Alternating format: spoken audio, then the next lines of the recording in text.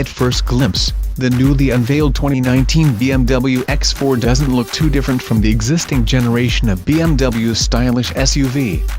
While the exterior styling doesn't change dramatically, the German automaker packs the latest generation with upgrades for staying competitive in a highly competitive segment. It'll go on sale in the United States in July 2018. The X4 features a visibly larger grille, but the SUV looks otherwise generally the same as the previous generation.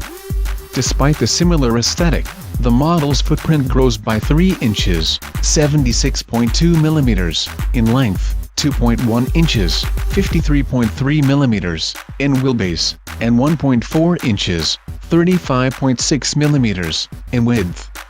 Standard ride height drops by 0.1 inch, 2.54 mm.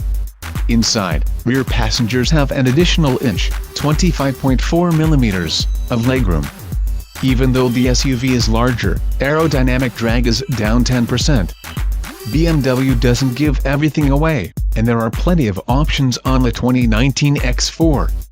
Buyers can boost the model's tech with features like adaptive cruise control, blind spot detection, lane departure warning, and traffic jam assist. A 360-degree camera system with top, panorama, and 3D view options is also available to help with parking.